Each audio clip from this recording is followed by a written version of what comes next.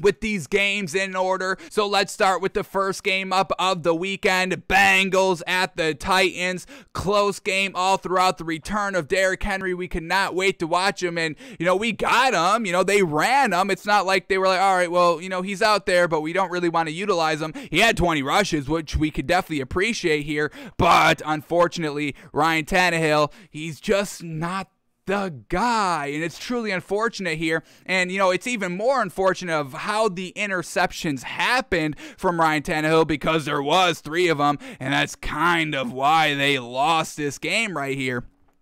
So it's unfortunate for Ryan Tannehill. This is, we saw him in the AFC Championship game when he had to sling the ball over against the Chiefs, and that just didn't work out. They lose, and they've just been getting worse and worse and worse ever since then, never returning to that AFC Championship game. So I think you've kind of reached your ceiling with Ryan Tannehill, and it's unfortunate. Let's just talk about these interceptions now, because all kind of tipped, but once again, a little bit of blame on Ryan Tannehill for some late throws that truly weren't open. So let's start here with these Ryan Tannehill interceptions. He has 3 of them, folks. First throw of the game is an interception. Let's take a quick look at this. Shout out to, once again, NFL.com. Their website's trash and Game Pass is trash, but every now and then they surprise us with something good, and these Saturday playoff games are already up for the All-22 film, so we give them credit for that, but everything else has been trash this year. But we digress. So here we go. First interception by Ryan Tannehill, the first play of the game. They're going to go play action, fake to Derrick Henry. Ryan Tannehill slings it over the middle of the field, and that's just an easy jump of a route there by the Bengals, and that's how they start the game, and the Bengals score 3 points off of that turnover. So right out of the gate, you lost all your home field advantage, you lost all your momentum, you lost all this. You put Ryan Tannehill in a little bit of a funk. When you have that interception, now you're kind of constantly doubting, hey, am I making the wrong decision here, all that. So that was already in his mind the first play of the game, and we have nobody really to blame but Ryan Tannehill. This is not an open throw. I really don't know what he was looking at here, and this is what I got from Ryan Tannehill all game long. It just looked like pre-programmed mode. It didn't look like Ryan Tannehill was consciously making these passing decisions. It honestly just looked like he was a robot out there going through the motions, and that was really it. So like we said, I think you've really reached the peak here of what you can do with Ryan Tannehill. He's good, he's a game manager, all that, but when it comes deep in the playoffs, when it comes down to the big moments, the man just can't get it done, and that's just truly unfortunate out here. So we'll see what this Titans team does with Ryan Tannehill in the offseason. Mike Vrabel, he's a genius mind. You've got to keep him as the head coach. He's not the problem. The weapons really aren't the problem. The running backs we know aren't the problem. So the defense isn't even the problem. The Titans were lackluster scoring all game long, but they still kept it close and still kept the Titans in the game, even though Ryan Tannehill threw 3 interceptions. The Bengals didn't even score that much off of these turnovers. They still scored, but it wasn't like touchdown for 21 points off of those 3 turnovers. So we still give credit to this Titans defense. They still forced turnovers late in the game to kind of make up for the Ryan Tannehill interceptions. We'll watch the Joe Burrow interception that he threw. That was just a pick and a fantastic performance by the defender to literally dive all the way to the ground and basically catch it as the ball was hitting the ground. Controversial, but they called the interception on the field, and they had to kind of stand with that. We agreed with that decision overall of sticking with the call on the field.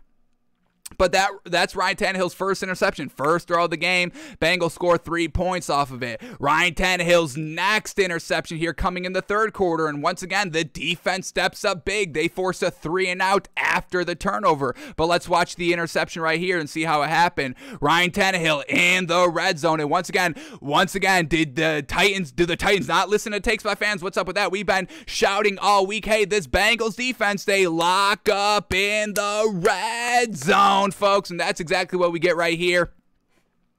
Ryan Tannehill from the 10-yard line down 10 points here, just tries to throw a screen, and it's a fantastic performance by the defender here for the Bengals to tip the ball up, stay with it, catch it, return it for a couple of yards. Ryan Tannehill making a pick 6 saving tackle, which I guess that's the best thing Ryan Tannehill did all game long. He didn't allow the defender to go pick 6 on him, so I guess we give Tannehill a little credit for that. But let's rewind on this drive here, because Mike Vrabel and this Titans coaching staff, yes, we give them credit for rushing Derrick Henry 20 times and only letting Ryan Tannehill throw the ball 24 times. This was not like Ryan Tannehill slung the ball 45 times this game, only held Derrick Henry to maybe 10, 15 rushes, and a big disparity between the run and the pass. No. This was real equal run and pass this entire game. So we give the Titans credit for that, but they did not utilize Derrick Henry when they needed to utilize Derrick Henry, and that was probably our biggest takeaway from the mistakes here that the Titans made offensively. They trusted a little bit too much in Ryan Tannehill, or they just tried to get a little too cute. And Colin puts it perfectly, folks. He says this a lot. Don't try to outthink the room. Don't try to always be the smartest person in the room, always trying to outthink them, trying to, play reverse psychology. No, you've got Derrick Henry. The Bengals know you're gonna run Derrick Henry. Just run Derrick Henry. Stop trying to get too cute with it. And we get the perfect example right here off the Ryan Tannehill interception in the red zone. Because on this drive, this is a drive leading up to Ryan Tannehill's second interception that we just saw. This is the drive, starting at their own 25-yard line, 9-yard run by Derrick Henry. Shout out to the king, folks, 9 yards, love it. Then we get a 3-yard run by Derrick Henry. All right, but then he's right back, 9-yard run. So we get 9-yard run, 3-yard run, 9-yard run, and then they switch it up to D'Onta Foreman, who rips off a big 45-yarder, and that's another thing that I didn't love that the Titans did. D'Onta Foreman was getting it every single time he was touching the ball, but they only gave him 4 rushes. So all those kind of trick plays, all those kind of, hey, we're going to kind of go reverse psychology. Oh, you think we're going to run? Well, we're not going to run. But the Bengals were like, all right, if you don't run, we're going to stop it, because what is Ryan Tannehill going to do? So the outsmarting the room just did not work here by the Titans if that's what they were going for. And it truly looked like that's what they were going for, because once again, going back to this, 9-yard run, 3-yard run, 9-yard run, 45-yard run by D'Onta Foreman sets them up at the 10-yard line. And instead of just once again sticking with the running game, it got you there. It literally got you there. 9 runs up, 9 yards, 3 yards, 9 yards, 45-yard run through those 4 plays. And then you go with Ryan Tannehill slinging the ball on a screen pass in the red zone. You've already got them playing up because you're gouging them in the run game. So these Bengals defenders are pressing up now, but then you throw a quick screen. That doesn't seem like the best play calling there. Once again, trying to outthink the room a little bit here on this play calling. Stick with what you do well, which is running the ball with Derrick Henry, especially in the red zone, especially against the Bengals defense that clamps up big time in the red zone. Did they not watch the film last week against the Raiders where they were settling for field goals every single drive by the Raiders because they could not get it done in the red zone? So I didn't really like it there. And then a little bit later, once again, questioning play calling here of trying to outsmart the room a little bit, heading to the 4th quarter on their turnover on downs. We get a third and 1 at the Bengals 35-yard line. The game is tied with 8 minutes left. You have guaranteed maybe kind of 3 points here if you pick up the first down. Maybe you can kind of kick the field goal here from the 35-yard line. Would have been a little bit of a long field goal here, but you're at home. Why not take the shot here?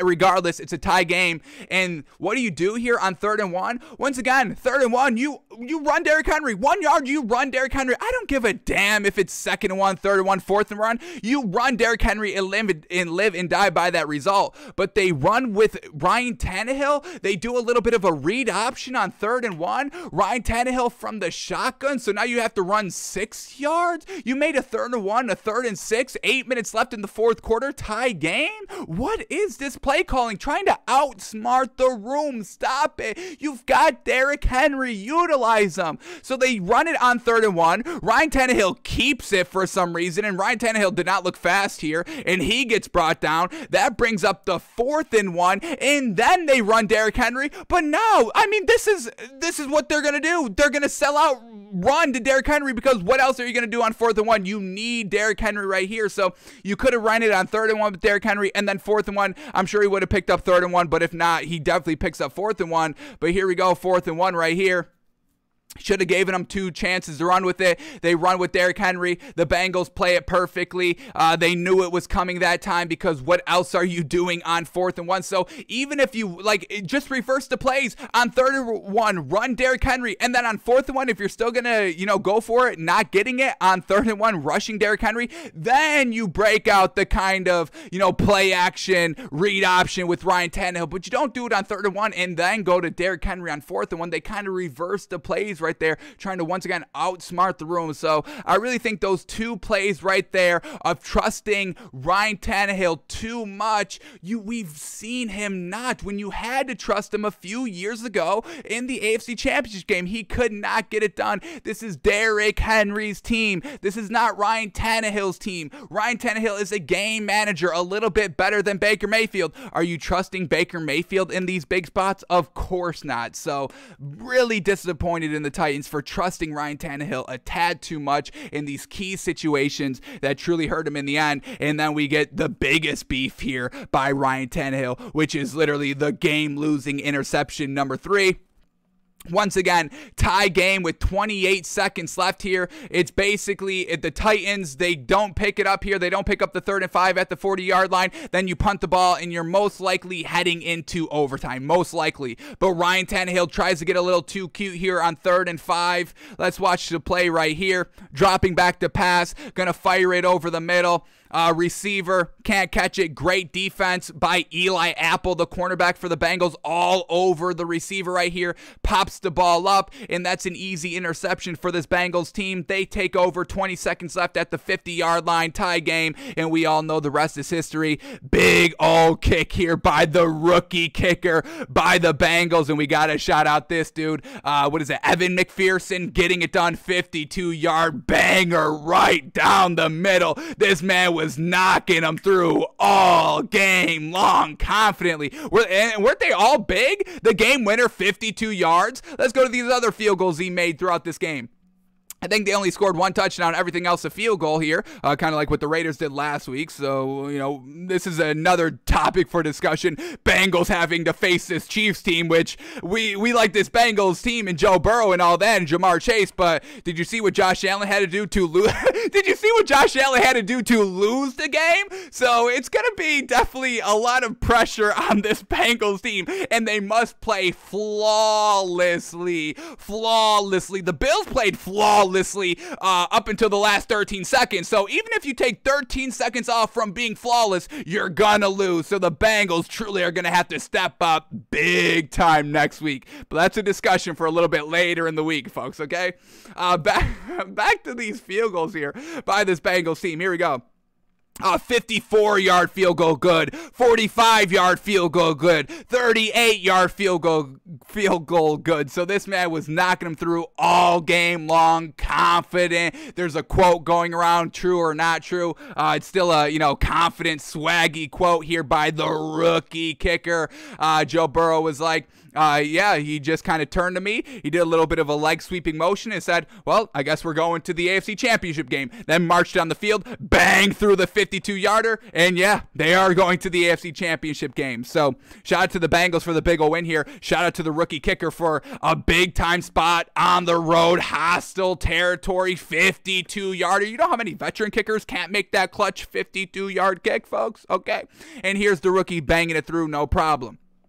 So, back to the Titans here, just to kind of close this out. Ryan Tannehill being very unclutched. This is why you must move off of him. It's unfortunate. You've given him plenty of chances here. I mean, how many more playoff games do we need to see this man flounder in? I mean, we've already seen 3 big ones. We've seen the championship game. We've seen divisional. Did we see wild card last year? A little flounder job? Either way, Ryan Tannehill has just proven he just can't get it done in the big games. Hey, he can get you the #1 seed. He can be real good. He can get you wins in the regular season and all that, but when the time comes to outperform Joe Burrow, couldn't even outperform Joe Burrow, and that's not a knock on Joe Burrow. I'm just talking about Joe Burrow is his 2nd year in, coming off of a catastrophic injury, and he's still beating that ass here on the road in your home stadium. So, and with the great talent here of the quarterbacks here in the AFC, just Ryan Tannehill is not going to get it done, and I'm a little, worried for Tua and these other smaller quarterbacks. Once again, we're keeping track of that narrative heading into this offseason. These shorter quarterback folks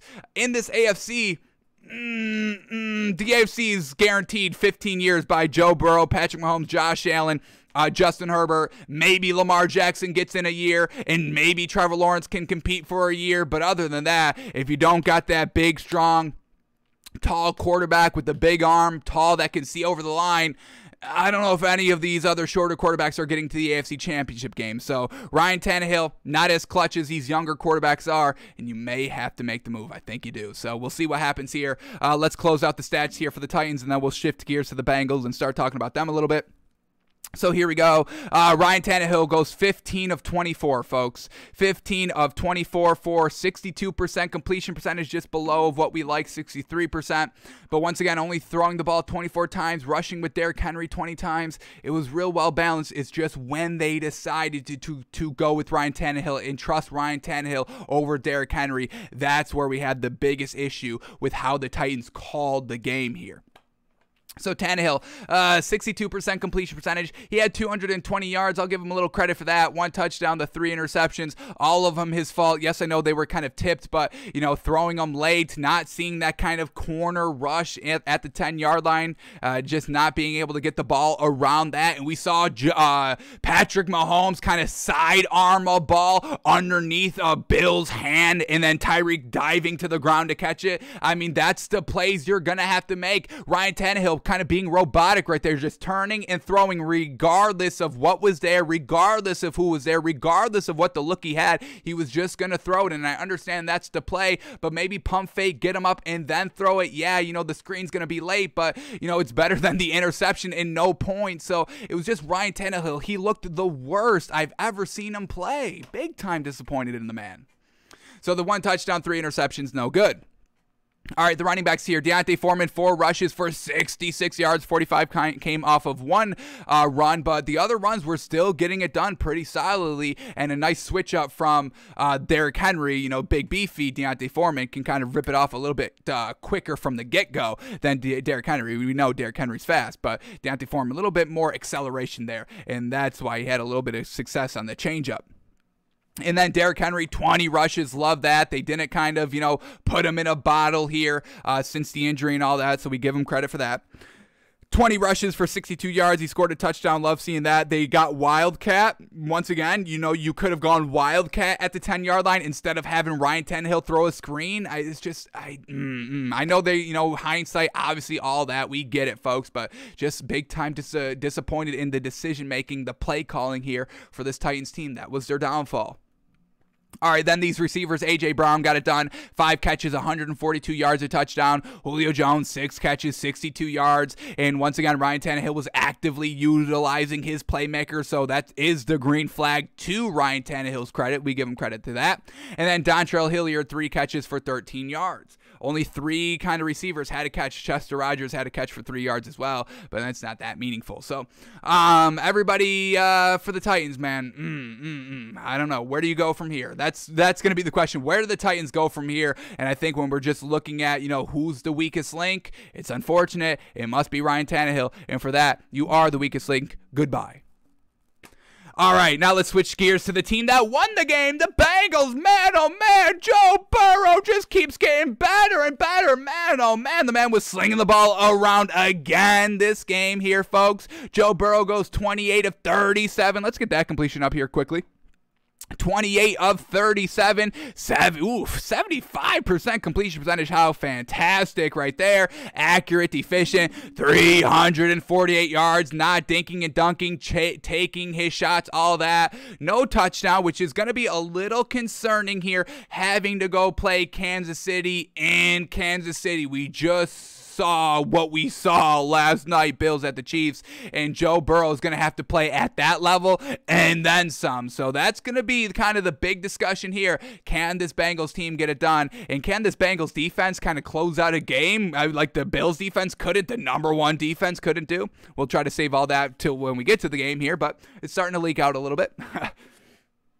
But the Bengals, very well done by Joe Burrow. The running game, it was okay.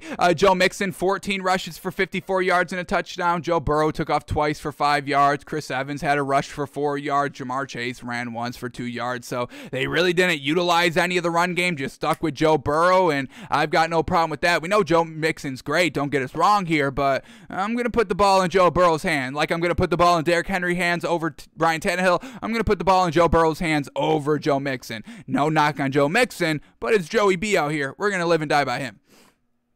So rushing game was okay. He scored a touchdown. We'll give Joe Mixon credit for that.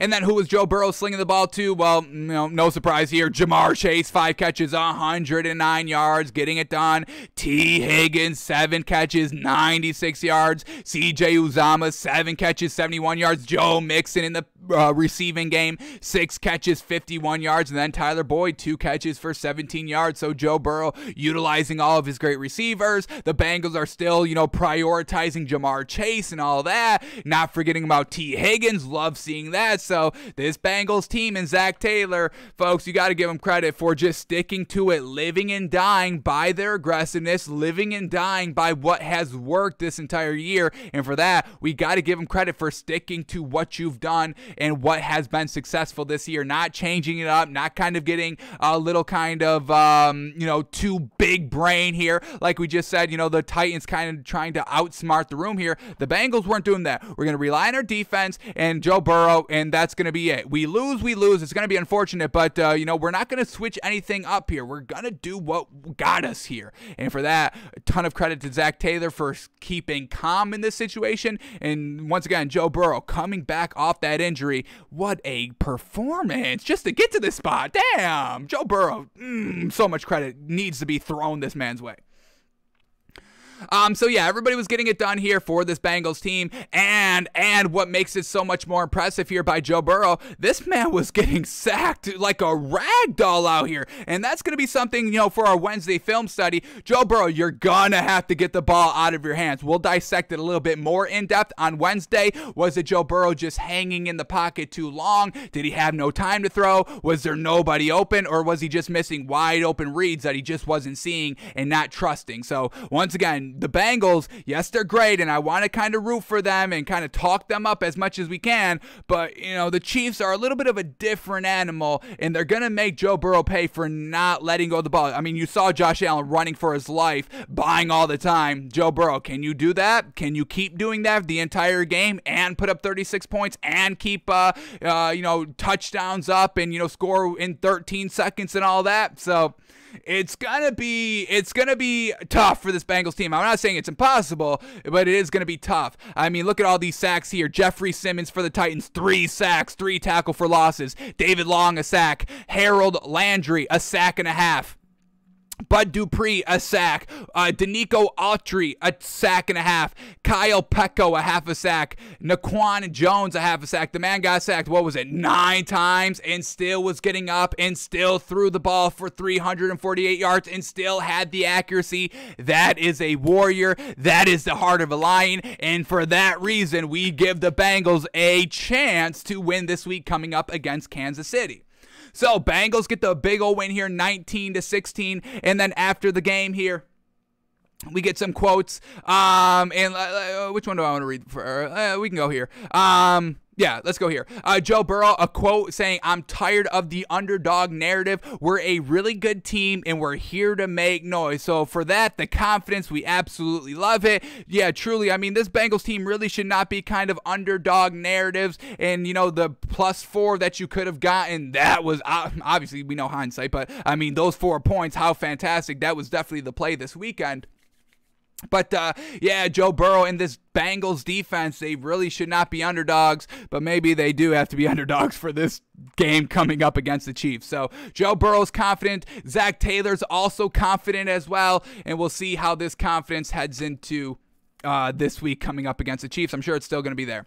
And then for our final time that we can watch Derrick Henry, they stole Derrick Henry from us for 10 weeks in the regular season. We got him back, and then they snatch him right back up. Unfortunately, no more Derrick Henry. We can't watch a daily Derrick anymore to get us prepared to watch Derrick Henry in the playoffs. So for the final time this season, the King, we bid you farewell with his one lone touchdown score. Here it is, 6-0 second quarter. Derrick Henry in the Wildcat from the shotgun, first and goal from the 3-yard line. Derrick Henry direct snap, untouched into the end zone right here. Once again, why did you not do that from the 10-yard line? Why did you trust Ryan Tannehill to throw a screen pass? You can't trust this man to throw a screen pass. You can't even trust him to do that. So, Derrick Henry, the King, it's been absolutely phenomenal watching you this season. It's been absolutely phenomenal having your face behind me all season long here. But we must bid the King adieu and crown not a new king, because they'll always have that, but there are 4 other teams that we do have to kind of celebrate a little bit more since they got the win, unfortunately. So Derrick Henry, we tip the cap to thee, we love thee, and we will see you next year. Bengals get the win, 19-16.